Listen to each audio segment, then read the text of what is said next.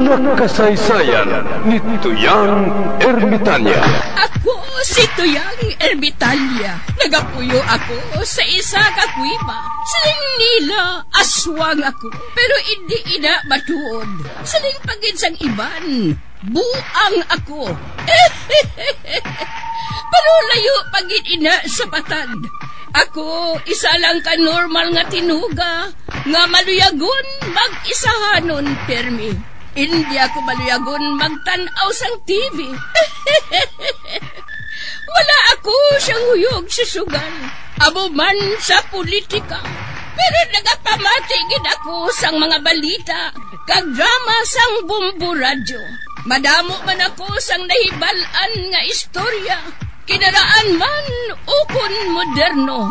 Kag kun maluyag ka mo mamati, kari ka mo, mag-istoryahanay kita.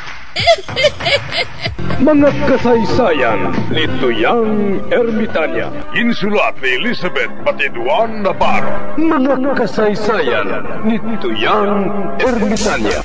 Kagaron, suguran ko na ang akon pagsaysay. One day, isasadto ka adlaw sa pagsugod gid sang akon kasaysayan.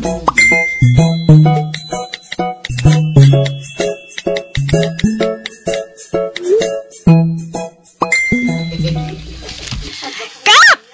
May sugid ako kanimo. Ano yun na, ate? Kap!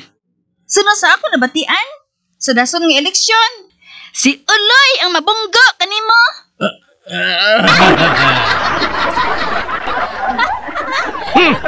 Siya na to nang akong ibunggo. Kagkap!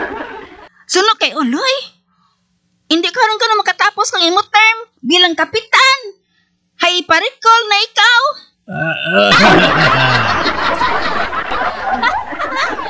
Ay, tigin boto ako yasang tao? Ay, nagdaya ka ko na mo.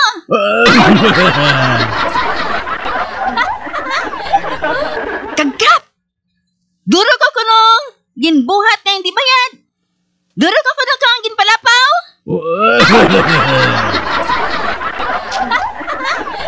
Kagano nga akong nga ginpalapaw? Nagpalapaw ka ko na kang balas kag bato. Kay ginsimento mo sa imo nga CR. Kag sa imo og saran.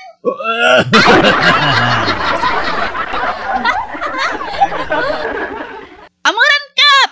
Nga manawagan ko no si Uloy na mag-resign ka sa imong pwesto para sa kaayuhan sa aton barangay kag sa kaayuhan sang banwa.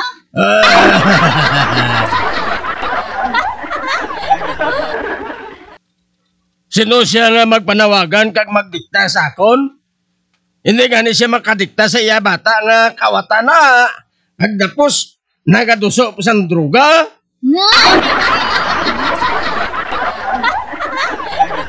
Ambala si Uloy, nga balik doon niya anay ang iya ikog.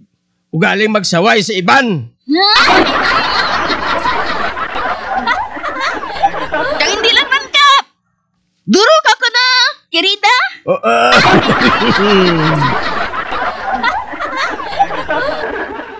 Ay, isa na si Uloy, man kalaway siya.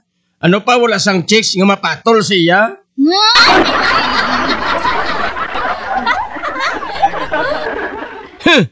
Tilawan niya nga magpulo panawagan nga magpanaog ako sa pisto. Kaya buyon ko siya ipot.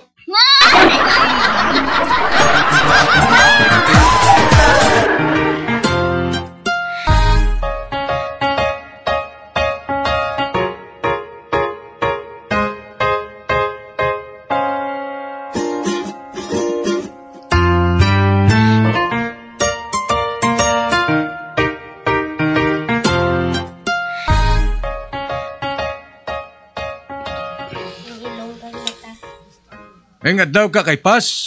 Uy, ikaw gali Pedrito. Maano ka? Ma-challenge ka naman? Oo. Ate, okay. Suguran na naton para nga makapauli kadayon. Ano ang gusto mo nga topiko nga aton hambalan, Pedrito? Politika.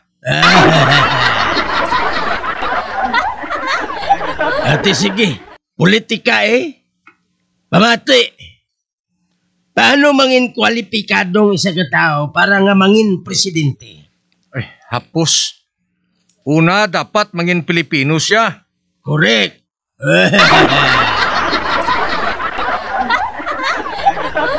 Ikadua, makaibalo sa magbasa kang magsulat. Correct man gihapon.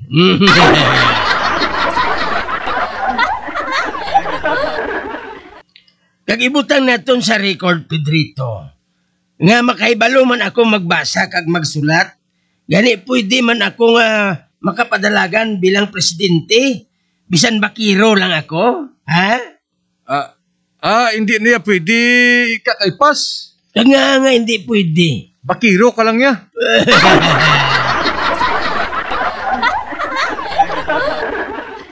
Nga, nagsiling da nga kung bakiro, hindi pwede makapadalagan, how? Isa na kapag lapas ang akong constitutional right. About right.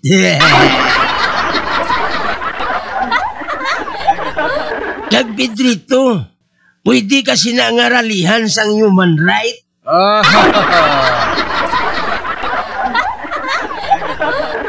Ote, ano pagit ang quality nga dapat ang kunon sang isa ka tao nga gusto nga maglagan bilang presidente? Kinanglan, wala sa sambisyo. Wala sa kiridang gastuhan sa kwarta sang gobyerno. Sala na. Oh, nga sala? Ang dapat dira, amo ni ay, kung lalaking presidente, dapat kapunon siya para nga hindi na siya makapamata sa iban. Sa sina, wala siya sang gastuhan.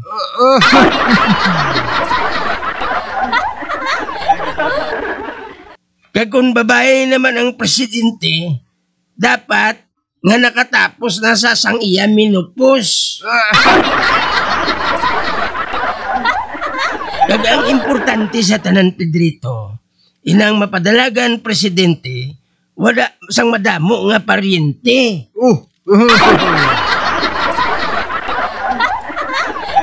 Ay, nga manaw, hindi pwede nga wala ka parinte. Kabalo ka, Pedrito, inang mga presidente, dapat lang nasa mga purok nga level. Pero kung sa mataas nga level na, amo nang makapalagbong sa imo.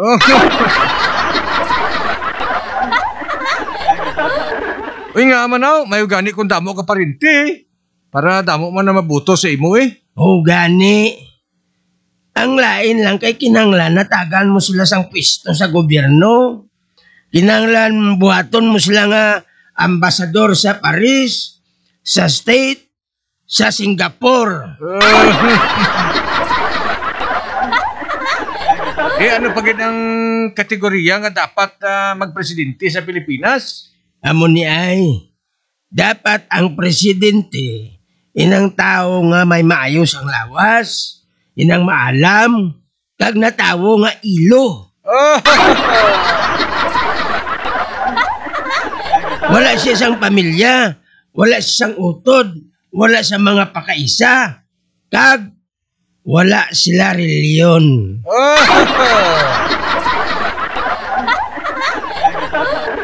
Kag ang mangin presidente, dapat nga dilian nga hindi magmaninoy sa kasal kag sa bunyag o kung magkorona sa rayna sa mga beauty contest. Okay.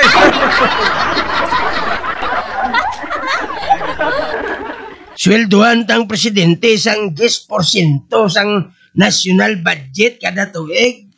Sa sina mangin manggaranon sila kag hindi na kinanglan nga magpangawat.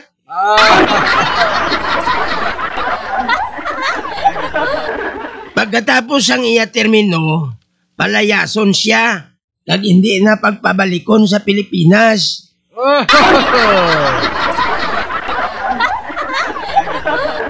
Uy, hindi niya pwede kakaipas. Pwede gidi. Paminsarang kayuhan nga madulot sila sa aton, Pedrito. Wala sang padrino nga dapat atagan sang dalagko nga kontrak. Wala ka sang bayaw nga buhaton mga ambasador. Wala ka sang pakaisa nga himuon mga chief sang armed forces.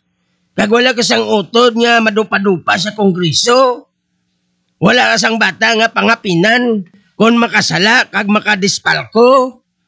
Kag wala ka sang pare nga paayunan. Kag mamahog nga ma-people power kung hindi sila magsunod sa ila gusto. Harap ang media nga manami magdabok nga mag-idot-idot sa mga mag-aalsa.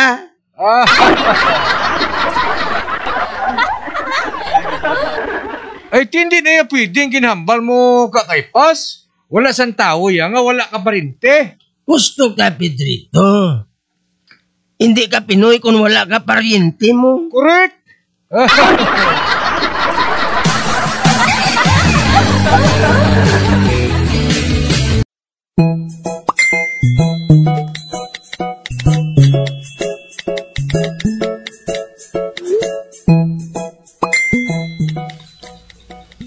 Kung sa bagay, inang paryente, kung sa mga purok, maayo na.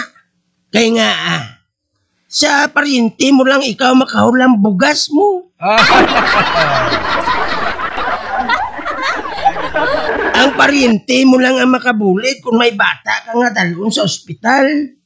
Sila nagapatigayon nga magkuha sang tricycad kag mag-donate sang dugo.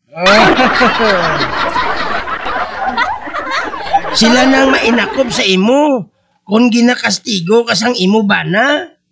Kag sila nagapatigayon nga malubong ang imo mahal sa kabuhi. Kay ikaw ya, nagatuhad-tuhad siyang hibi.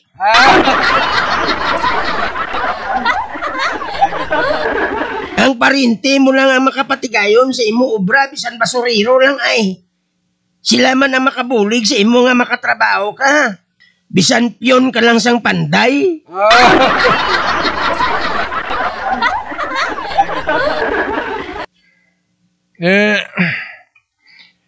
Uti, nga hindi ka gusto sa presidente nga may parinti ka kay pasaw?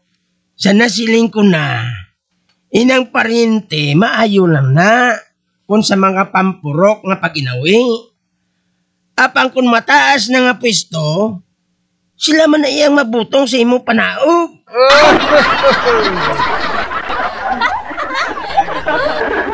Pero hindi na madula ang parinti. Amo na gani, Pedrito, nga nagabalik-balik ang ginamo sang aton gobyerno. Ote, anong pamatyag mo? Kaya daw mas maayo pa ako sa imo kung politika ang hambalan? Pwede ka nakapuli.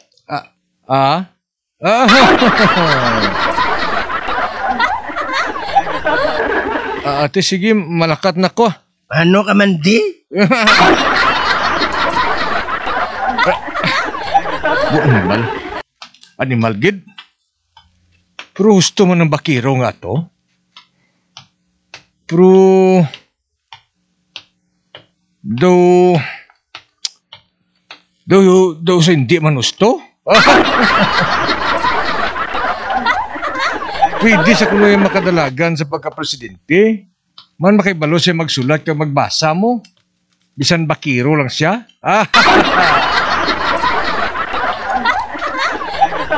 Ginago. Hindi na pwede. Kinanglan niya mindahon na iyang konstitusyon. Maprotesta gid kuya kung magpadalagan sa pagka-presidente si Kakaypas nga ahaw lang bakiro. Ano na yung nabalaan niya sa Panginmanwa man? Kaya sa likod karbaw mo lang na siya perme? Hindi lang ina Nagsiling pa siya nga ang presidente kuno dapat isa ka ilo. Wala sang parinte.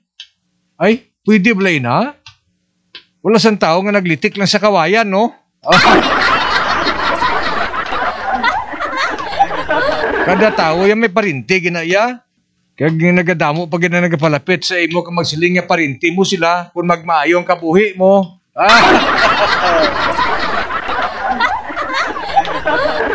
So nagadamo ang imo ihada kag ihado. Kay man masami ka man yung ginahimo nila nga maninoy kag maninay sa bunyag sa kasal.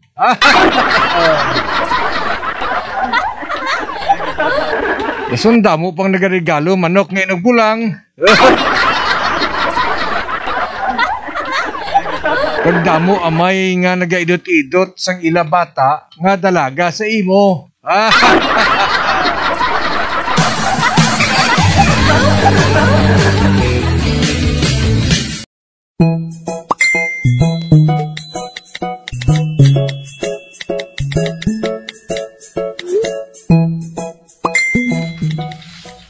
Animal do naglingin ang ulo ko sa bakiro nga ato haw.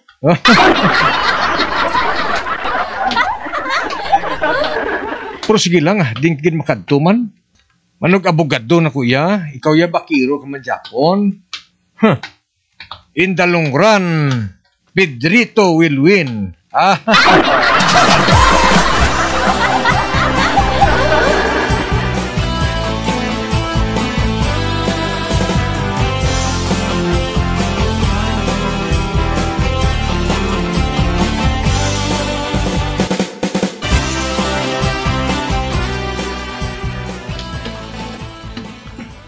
Kap, maakusar si Maymay. Nga man. Nag-away naman sila sang banay, ha? Dawagin sila? Oo, Kap. Si Maymay kag si Joe.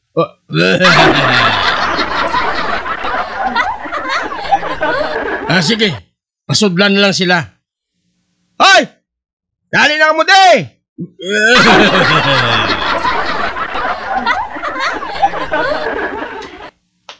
Mayong adlaw, Kap. Sa ano magmayong adlaw ko? Ay aga pa kamo nagbinuisit?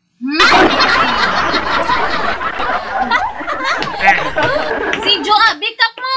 Nintayaan niya ako sa pusin.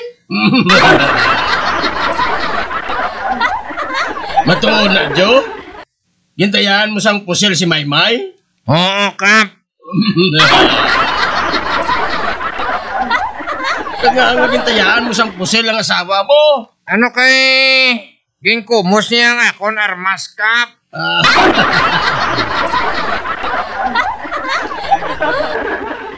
Mayo lang gani, wala ko mapatay.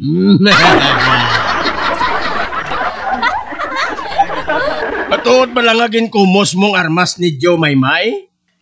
Oo, Kap.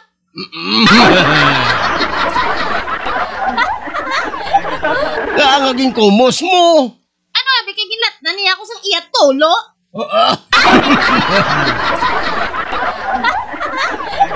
Animal. Matuod bala ina, Joe? Mayo naman ko, Kap.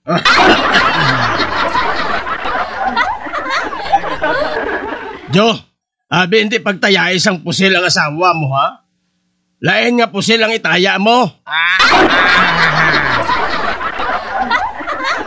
Di ayaw naman kuno si Joe Maymay. Gani patawaran na lang siya. Hindi na pagkumusang armas niya, ha? Ibasi kung maghinulsol ka.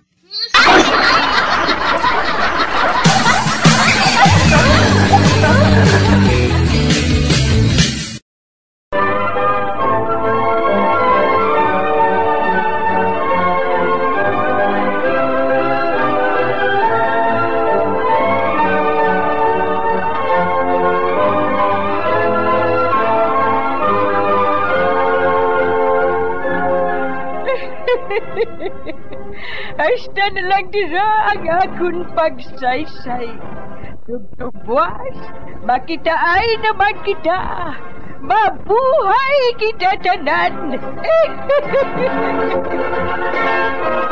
Mga kasaysayan ni Tuyang Ermitanya. Mga kasaysayan nga makalingaw sa inyo tanan, bata o kuntigulang.